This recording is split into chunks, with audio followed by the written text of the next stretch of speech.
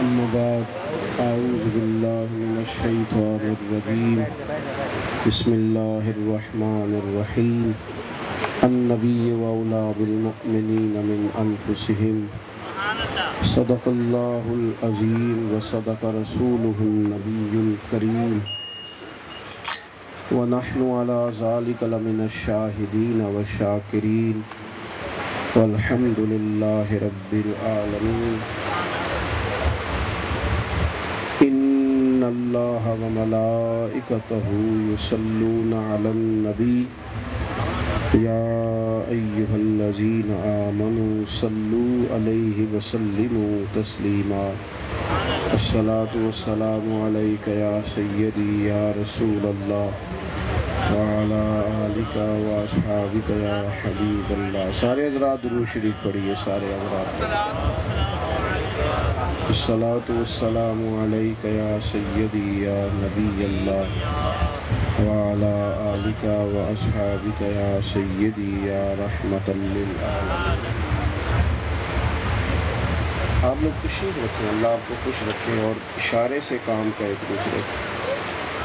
اللہ آپ کو خوش رکھے. آپ سارے حضرات موبائل ضرور رکھیں اپنے پاس، لیکن مجھے آپ بتا دیتے کہ آپ کو ویڈیو درکار ہے تو پھر ہم نہ آتے، ویڈیو ہی آتی.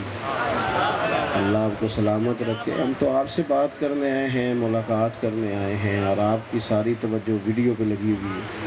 تو یار اور بھی غم ہے زمانے میں محبت کے سوا. آپ میری بات پر توجہ دیں. ضرور بنائیں موبائل سے ویڈیو، لیکن مہربانی کریں تھوڑی سی توجہ دیں. چلو اثر کرے نہ کرے، سن تو لے میری فریاد. اور نہیں ہے داد کا طالب یہ بندہ آزاد. آپ نے بڑی خوبصورت محفل سجائی اور بڑے خوبصورت لوگ اسٹیج پہ بھی، اور آپ بھی سب جلوہ فراز ہیں. محفل میلاد مصطفیٰ صلی اللہ تعالیٰ علیہ وسلم اس محفل کا عنوان ہے. اللہ تعالیٰ نے قرآن مجید میں ہمارا جو نبی پاک علیہ السلام کے ساتھ رشتہ بیان کیا ہے نا، وہ رشتہ بڑا حساس قسم کا ہے. انسان کی زندگی میں ڈھیر سارے رشتے ہوتے ہیں، اس کے ددحال کے، ننہال کے، سسرال کے، میکے کے، پڑوس کے، قبیلے برادری کے ڈھیر رشتے ہوتے ہیں، پر سارے حساس نہیں ہوتے. بہت ساری انسان باتیں کرتا ہے، بہت سارے لوگوں سے باتیں کرتا ہے، لیکن اگر رات کو کبھی بیٹی کا ٹیلی فون آئے اور وہ پریشان، فون پہ ہی پریشان محسوس ہو، تو باپ کو نیند کوئی نہیں آتی ساری رات.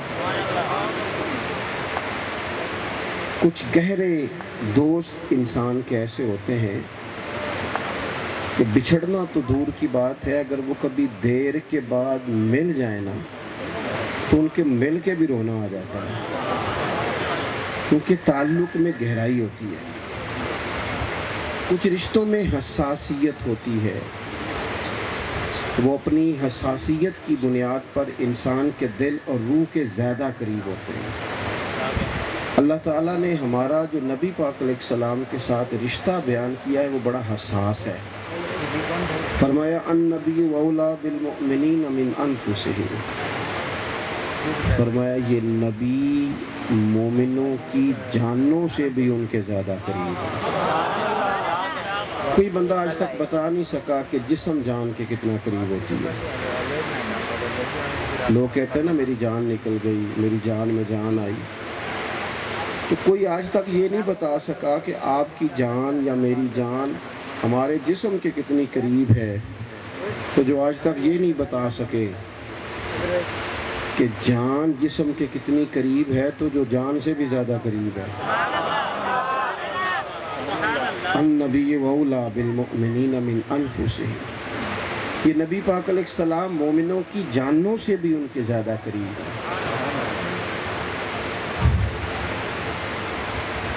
سارے لوگ آپ کے ناز نہیں دیکھتے، سارے لوگ نخرے نہیں دیکھتے، لیکن آپ کے ماں باپ نخرے دیکھتے ہیں. کئی دفعہ ماں کی بات، باپ کی بات بچوں پر بوجھ بھی بنتی ہے. بار بار اماں کہتی ہے روٹی کھا لے، بار بار میں کو بچہ ہوں کھا لوں گا، بار بار اماں نصیحت کرتی ہے بار نہ جانا بار نہ جانا، تو بچہ کئی دفعہ غصہ بھی کرتا ہے، کہتا ہے اماں کو میرا مطلب ہے میں کوئی بیوقوف ہوں کہ باہر جاؤں گا تو کسی سے لڑائی کر لوں گا، لیکن ماں پھر بھی نصیحت کرتی ہے اور بار بار کرتی ہے، کیوں؟ اس لیے کہ ماں نا اس سے پیار کرتی ہے اور خالص پیار کرتی ہے۔ ساری سوتیلی مائیں بھی بری نہیں ہوتی، لیکن ایک دانشور نے ایک دفعہ لکھا تھا کہ ایک شخص نے، اس کا ایک ہی بیٹا تھا، تو اس نے بیوی کے انتقال کے بعد ایک اور شادی کر لی، تو کچھ دنوں کے بعد اس نے اپنے بیٹے سے پوچھا کہ تیری یہ والی ماں اچھی ہے یا وہ پہلے والی اچھی تھی جو فوت ہو گئی؟ تو اس نے کہا ابا وہ جو میری سگی اماں تھی نا وہ جھوٹ بڑے بولتی تھی، یہ سچ بولتی ہے۔ اس نے کہا یہ تو کیا بات کر رہا ہے، وہ جھوٹ بولتی تھی؟ اس نے کہا ابا وہ کبھی مجھ سے ناراض ہو جاتی تھی تو کہتی تھی تجھے کھانا نہیں دینا، لیکن پورے 20-30 منٹ نہیں گزرتے تھے تو گلیوں میں ڈھونڈتی پھرتی تھی اور لا کے کھانا دیتی تھی اور پھر منت بھی کرتی تھی اور پھر رو بھی پڑتی تھی، جھوٹ بولتی تھی، تھوڑی دیر پہلے کہہ رہی تھی دینا نہیں اور اب پیچھے بھاگ رہی ہے۔ یہ اماں سچی ہے۔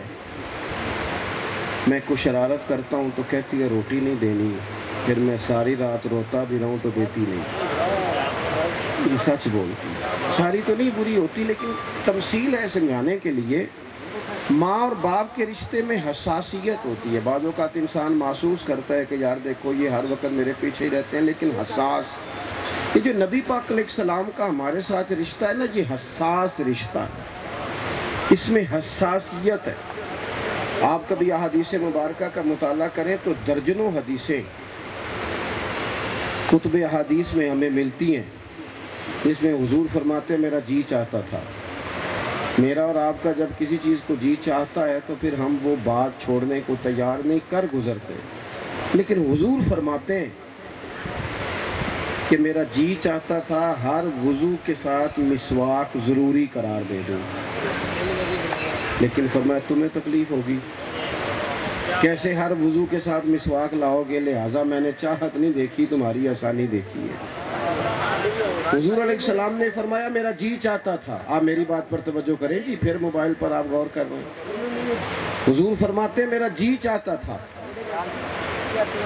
کہ میں اپنی امت پر تہجد کی نماز ضروری قرار دے دوں، لیکن میں نے اپنی چاہت نہیں دیکھی تمہاری نیند دیکھی ہے۔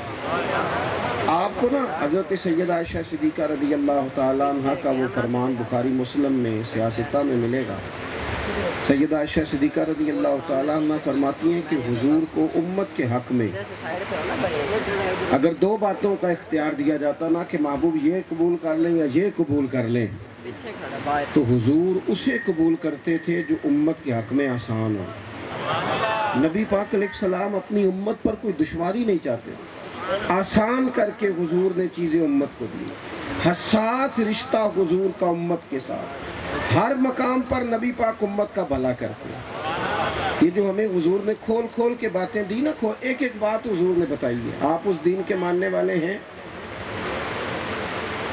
جو نماز پڑھنے کا طریقہ بھی بتاتا ہے اور نکاح کرنے کا طریقہ بھی بتاتا ہے۔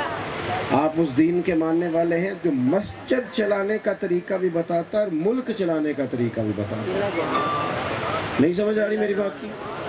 ملک چلانے کا طریقہ بھی، پاکستان کا مطلب کیا؟ تانوں کی نے دسی یہ گل، تسی یہ سوچے تو پاکستان بنتا سی؟ کس نے بتائی ہے؟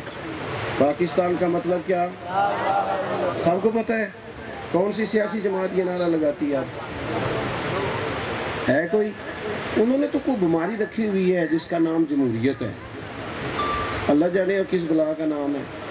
بھئی جمہوریت جب آپ کی اپنی جماعتوں میں نہیں ہے تو آپ ملک میں کیسے لائیں گے؟ مذاق بنایا آپ نے قوم کا، اتنے سال بیت گئے، کس جگہ جمہوریت ہے؟ کوئی جمہوریت نہیں۔ ہر لیڈر کے بعد اس کا بیٹا آ رہا ہے، ہر جگہ آپ خود چھائے ہوئے، اتنے سارے لوگ سیلاب میں بہہ گئے لیکن یہ اپنے تماشوں میں لگے رہے۔ کتنے لیڈر آپ کو نظر آئے جو وہاں بیٹھ کے جا کے سیلاب زدگان کے پاس کن لوگوں کے پیچھے، کن کی گاڑیوں کے پیچھے بھاگتے؟ کوئی اور ابھی وقت چاہیے مزید سوچنے کے لیے؟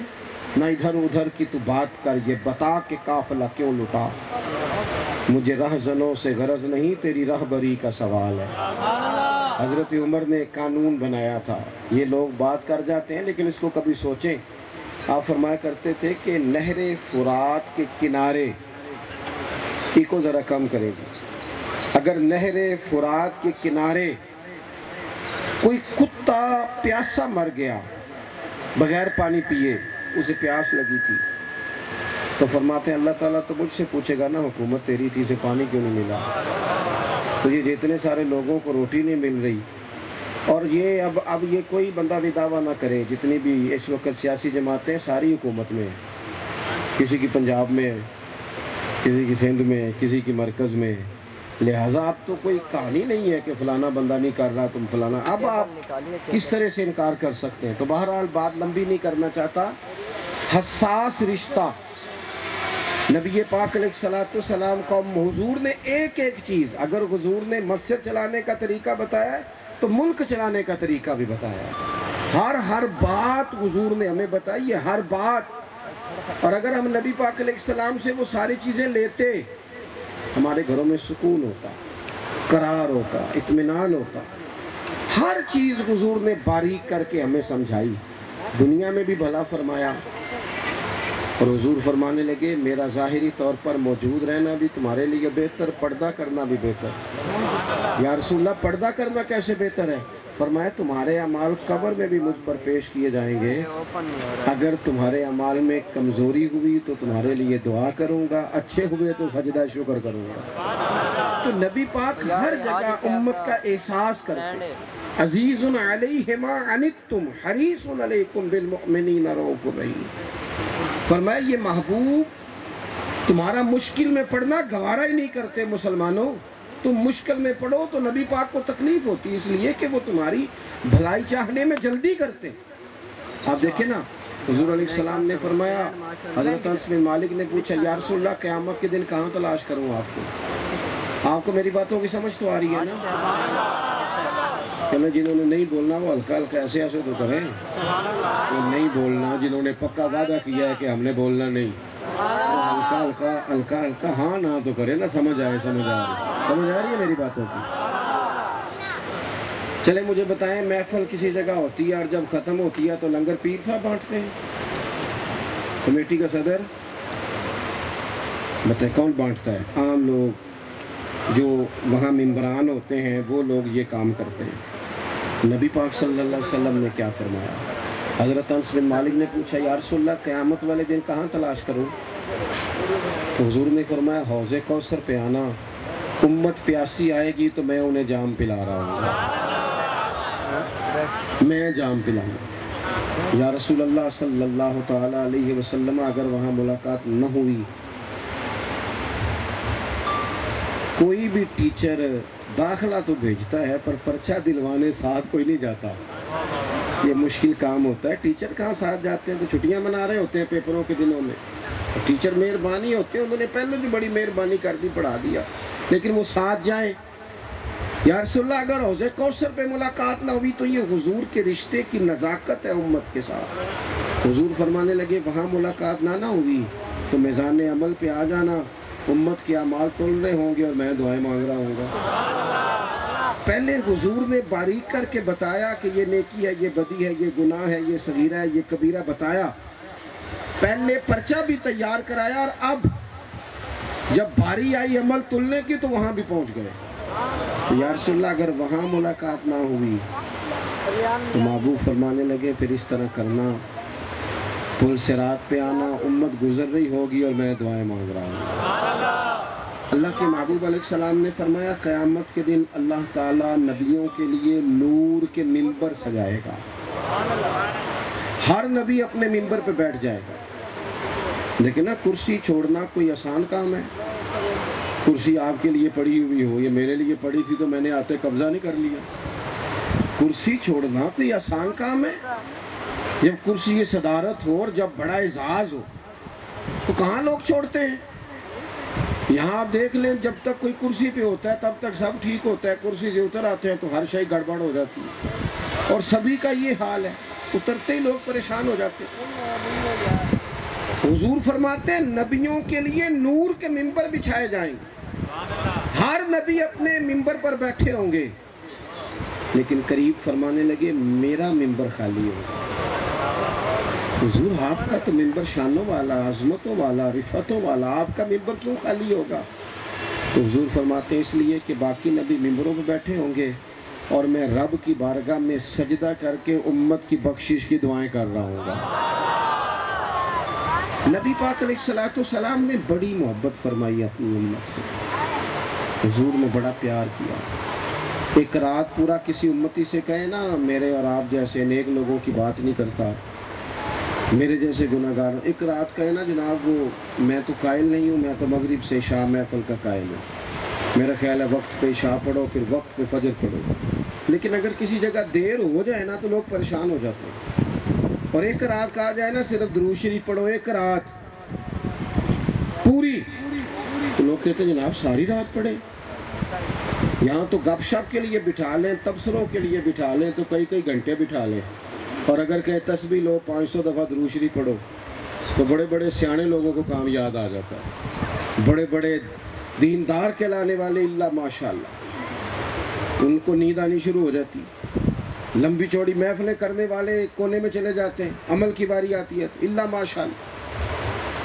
ایک رات جاگنا بیٹھنا ہمیں مشکل لگتا ہے، آپ کو پتہ ہے میرے اور آپ کے لیے نبی پاک نے کتنی راتیں جاگ کے گزار دی،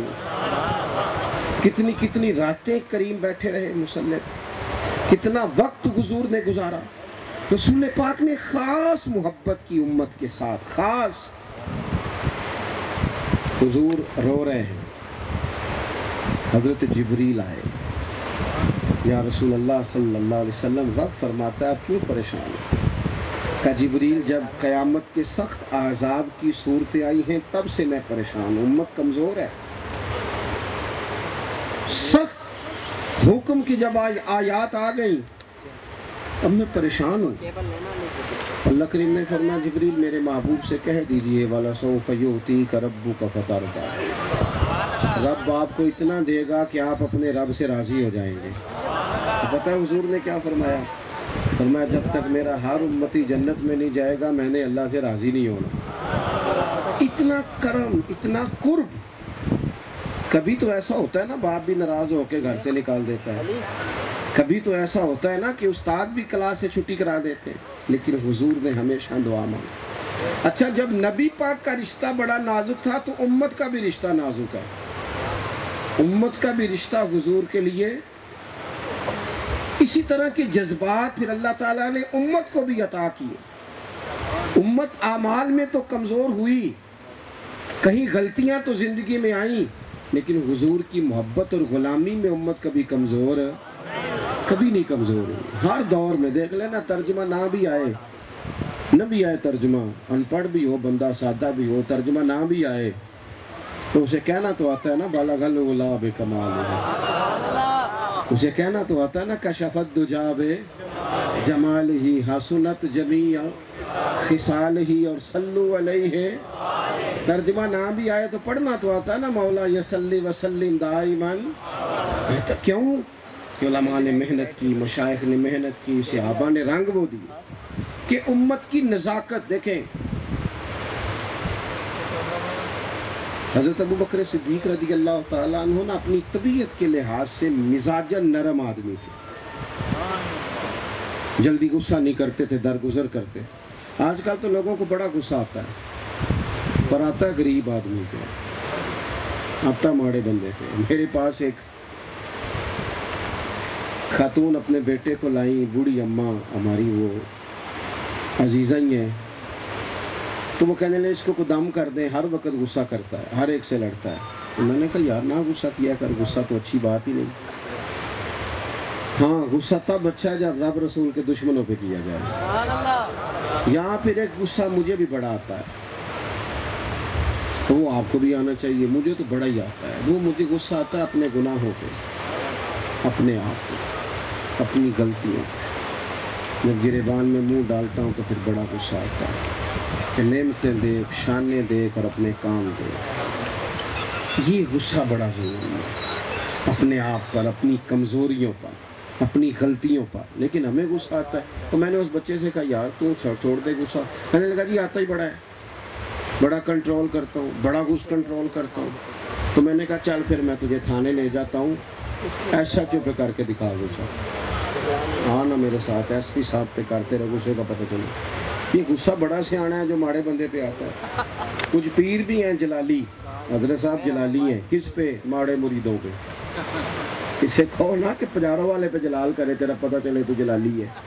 مرید ماڑا آ گیا تو پیر صاحب جلالی ہیں، اور اگر تگڑا آ گیا تو پھر وہ کہتے ہیں تو دیر سے آیا، حالانکہ رات میری خواب میں بھی تو آیا تھا، مجھے امید تھی کہ تو نے آنا ہے.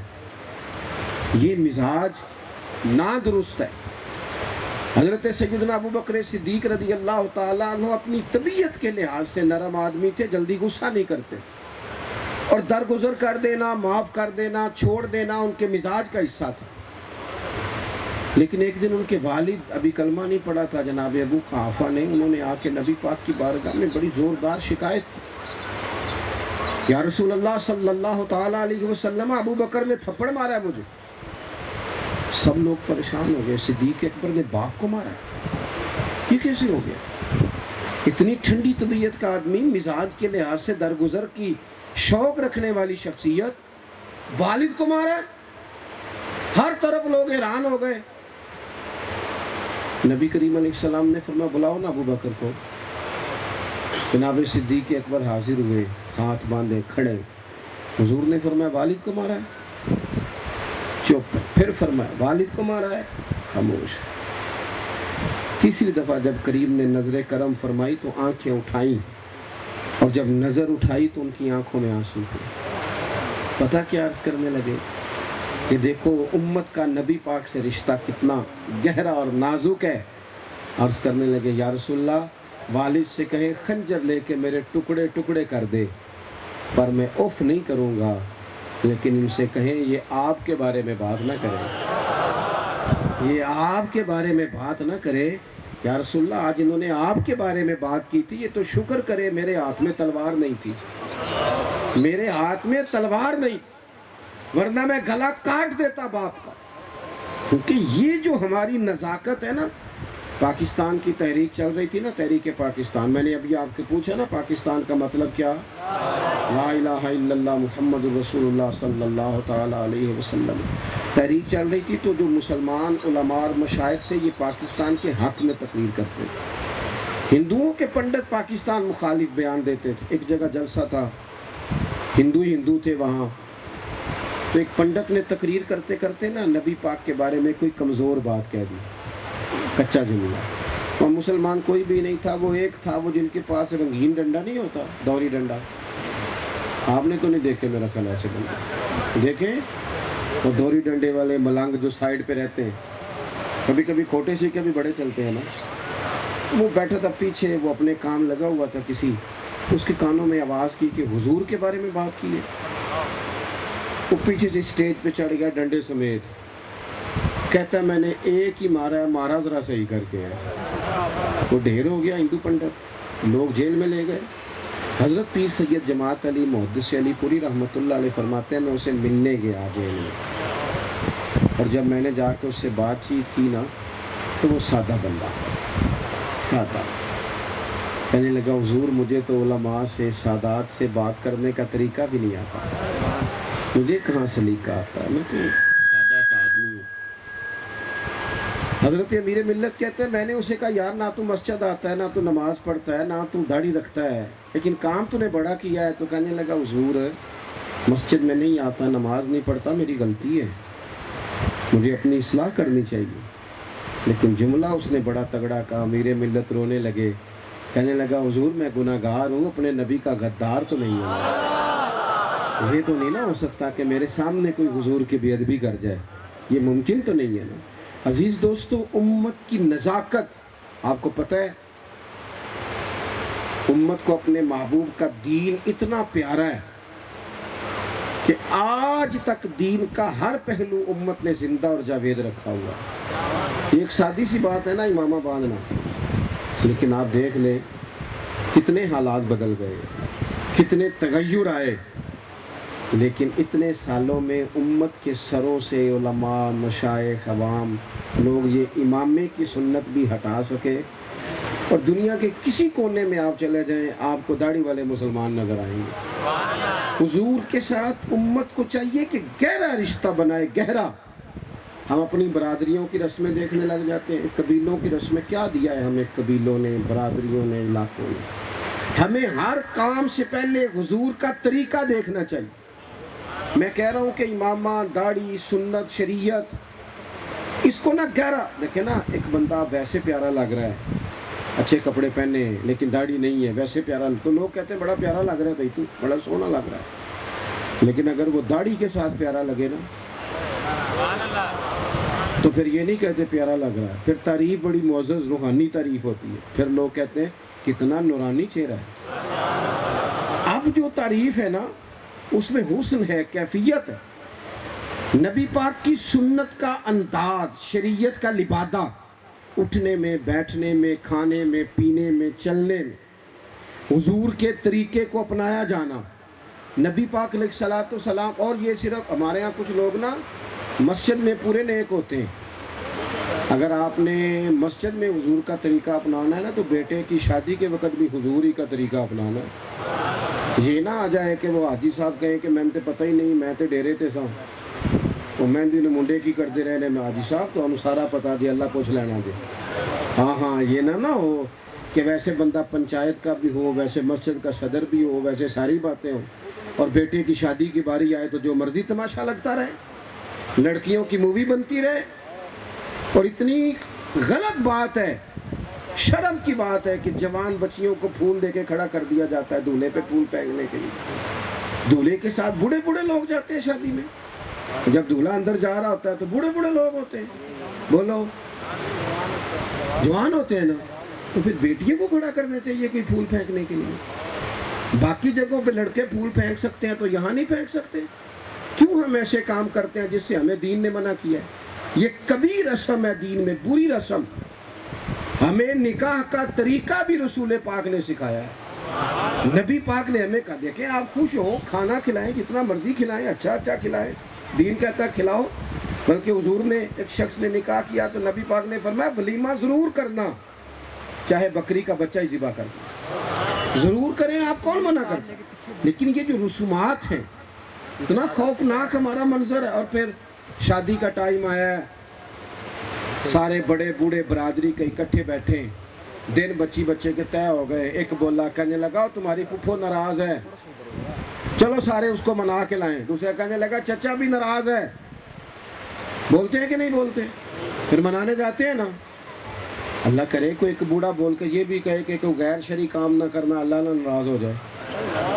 ہر بندے کو منا رہے ہو تو رب رسول کو ناراض کر رہے ہو۔ یہ تو وہ نزاکت نہیں رشتے کی جو امت کی ہونی چاہیے۔ امت تو باریک بینی کے ساتھ، باریک۔ حضرت عثمان غنی رضی اللہ تعالیٰ عنہ نا برادری کی میٹنگ میں جا رہے تھے، قبیلے کی میٹنگ تھی، لوگوں نے بلایا ہوا، تو آپ نے نا تامت تھوڑا سا ٹخنوں سے اونچا تھا، حضور کا طریقہ ہے، فرمایا تکبر کے طور پر جس نے نیچے رکھا وہ جہنم میں ہے۔ حضرت عثمان غنی کا نا تامت ذرا ٹخنوں سے اونچا تھا، تو عرب کے اندر رواج تھا لمبا کرتا پہننے کا۔ جو مالدار ہوتے تھے نا لوگ، تو یہ کپڑا کم ملتا تھا، اتنا عام ہوتا نہیں تھا، تو پھر وہ نا جو ہمارے ہاں بھی دیکھا ہے دیہاتوں میں بعض لوگ لمبا تامت پہنتے، وہ بعض اوقات مٹی بھی ساتھ لگتی چلی جاتی، لمبا تامت باندھتے تھے کہ پتہ چلے میں مالدار ہوں۔ تو حضرت عثمان غنی نے تھوڑا سا تامت اونچا کیا ہوا تھا، برادری کی میٹنگ میں جا رہے تھے، تو ایک صاحب آپ سے کہنے لگے برادری کے عثمان ٹھیک ہے آپ مسلمان ہو گئے، آپ سنت کے مطابق چلتے ہیں، پر لوگ کیا کہیں گے، قبیلہ کیا کہے گا، برادری کیا کہے گی؟ یہی آج بیماری ہے نا سب کو، لوگ کیا کہیں گے؟ تو لوگ تو یار خوش ہوتے ہی نہیں۔ آپ یقین کریں لوگوں نے لوگوں کو نفسیاتی مریض بنا دیا، لوگ رات کو سوتے نہیں، لوگوں کی باتیں سونے نہیں دیتے۔ کیوں بھلا؟ اس لیے کہ ہم دھیان ہی لوگوں کی باتوں کا رکھتے ہیں۔ چھوڑ دو لوگ کیا کہتے ہیں کہنے دو، آپ یہ دیکھو رب رسول راضی ہیں کہ نہیں، ایک دو دن چھوڑ کے دیکھو تو صحیح لوگوں کو، ساری توجہ اللہ رسول کی طرف کرو، زندگی میں سکون آ جائے۔ ورنہ جاتا تمہیں ان کی شان کا پتہ اور تو ان کے بارے میں کیا نظریہ رکھتا ہے؟ چل کرو مدح اہل دول رضا، اور پڑے اس بلا میں میری بلا، میں گدا ہوں اپنے کریم کا، میرا دین پارا نہ نہیں اپنی وہ مجھے چند دن پہلے ایک دوست نے فون کیا آپ کو بلانا ہے تسی پیسے کنے لیندی ہو، میں کہا ساڑھا ریٹ نہیں ہو دیتا جانا، ہمارا بڑا ریٹ ہے، تو مفتی بلا اسی میں ہی فائدہ ہے، ورنہ تو یہ کیسے تو ریٹ دے سکتا ہے، یہ آرزو کرم اور میں آپ سے کروں، یہ بھیک اس کو دیجئے جس کا خدا نہ ہو۔ یہ کیا بات ہوئی کہ انسان بکتا پھرے 20,000 پہ 40,000 پہ، کوئی طریقہ تاجدار ختم نبوت زندہ باد، زندہ باد، تاجدار ختم نبوت زندہ باد، زندہ باد، اہل سنت زندہ باد۔ آپ کو اللہ جزا دے، بس بات ختم کرنی ہے، میں سمیٹنے لگا ہوں، آپ توجہ کریں گے۔ حضرت عثمان غنی سے کہنے لگے جی برادری کی میٹنگ ہے، ذرا تامن نیچی کر لو۔ حضرت عثمان ہنس پڑے، روب نہیں نہ تاری ہوتا تھا، ہنس پڑے۔ کبھی بندہ ہنسے بھی اس میں بھی مزہ ہے، یعنی مخالف تنقید کرے تو بندہ جواب میں تھوڑا ہنسے۔ یہ جو سزا ہوتی ہے نا، چپ رہنا اور جواب نہ دینا اور ہنسنا، یہ بھی بڑی سزا ہے۔ بول کے تو بندہ جیت ہی نہیں سکتا، کبھی بندہ جتن تے ہر کوئی کھیڑے، کدے ہارن بھی کھیڑ فقیرہ، جتن دا مل کوڈی پیندائی، ہارن دا مل ہیرا۔ حضرت عثمان غنی ہنس پڑے، فرمانے لگے کیا کہا تم نے، برادری کی میٹنگ ہے؟ فرمانے لگے تم میری برادری نہیں، وہ تو تم نے بلایا ہے تو میں آ گیا ہوں، ورنہ میری برادری تو بلال حبشی ہے، میری برادری تو سلمان فارسی ہے، میرا قبیلہ تو صہیب رومی ہے، اس لیے کہ ہزاروں قومیں وجود میں آئیں دہر میں خشک اور تر کے رشتے سے، ہم نے بنیاد دوستی رکھی یاد خیر البشر کے رشتے سے، فرمایا وہ میری برادری ہے جو مدینے والے کا کلمہ پڑھتے ہیں۔